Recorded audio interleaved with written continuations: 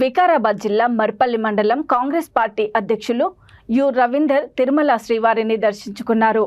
ఈ సందర్భంగా ఆయన మాట్లాడుతూ వికారాబాద్ నియోజకవర్గం కాంగ్రెస్ పార్టీ ఎమ్మెల్యేగా గడ్డం ప్రసాద్ కుమార్ భారీ మెజారిటీతో గెలుపొందినందున తిరుమల వచ్చి మొక్కు తీర్చుకోవడం జరిగిందని తెలిపారు. గడ్డం ప్రసాద్ కుమార్ ఎమ్మెల్యేగా గెలుపొందడమే కాకుండా ఏకగ్రీవంగా అసెంబ్లీ స్పీకర్గా ఎన్నిక అవ్వడము వికారాబాద్ నియోజకవర్గానికే గర్వకారణమని అన్నారు. ఒకే పార్టీని నమ్ముకుంటే పదవులు వెతుక్కుంటూ వస్తాయి అనడానికి నిదర్శనం ప్రసాద్ కుమార్ని పేర్కొన్నారు. అలాగే 2 సార్లు ఓడిపోయినా నిరంతరం ప్రజల వద్దనే ఉంటూ ఎప్పటికప్పుడు ప్రజా సమస్యలను తీర్చే ప్రసాద్ కుమార్ని నియోజకవర్గ ప్రజలు గుండెల్లో పెట్టుకున్నారని అన్నారు.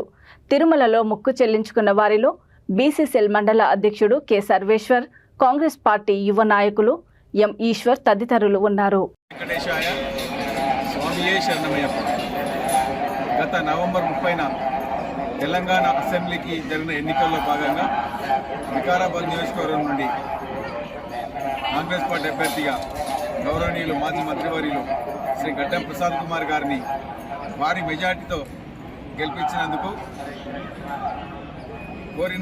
కోరిక మొక్కు తీర్చుకోవడానికి మర్పల్లి మండల కాంగ్రెస్ పార్టీ తరఫున ఈ వెంకటేశ్వర స్వామి తిరుమల సన్నిధికి రావడం జరిగింది.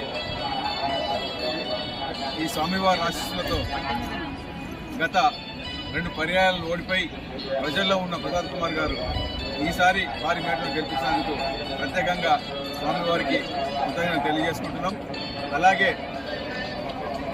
ఎమ్మెల్యే గెలుపొందడంతో పాటు ముఖ్యమంత్రి రేవంత్ రెడ్డి గారు ప్రసాద్ కుమార్ గారికి మంచి ప్రాధాన్యత ఇచ్చి అసెంబ్లీ స్పీకర్గా ఎన్నుకోవడం కూడా చాలా శుభపరిణామం. అయితే ఈ అసెంబ్లీ స్పీకర్గా ఎన్నుకోవడం అనేది మన వికారాబాద్ నియోజకవర్గానికి ప్రత్యేకమైన గౌరవంగా మేము భావిస్తున్నాం. రాబోయే రోజుల్లో వికారాబాద్ నియోజకవర్గంతో పాటు వికారాబాద్ జిల్లాను కూడా అన్ని రంగాల్లో కూడా అభివృద్ధి పరుస్తారని చెప్పేసి ఆశిస్తున్నాం. ప్రసాద్ కుమార్ గారు పేదల మనిషి, ఎప్పుడు నిరంతరం శ్రమజీవి, ప్రజల కోసమే పాటుపడే ప్రసాద్ కుమార్ గారిని మరెన్నో ఉన్నత శిఖరాలకు తీసుకుపోవాలని చెప్పేసి ఆ వెంకటేశ్వర స్వామిని కోరుకుంటున్నాం.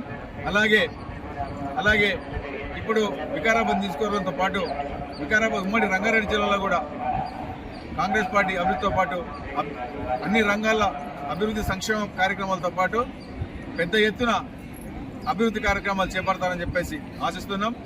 వచ్చే పార్లమెంట్ ఎన్నికలతో పాటు స్థానిక ఎన్నికల్లో కూడా కాంగ్రెస్ పార్టీ విజయదుందు మోగించాలని కోరుకుంటూ ఆ తర్వాత మళ్ళీ మేము ఈ వెంకటేశ్వర సన్నిధికి వచ్చి మేము మళ్ళీ మొక్కు తీసుకోవడం చెప్పి కోరుకుంటున్నాం. జై హింద్, జై కాంగ్రెస్.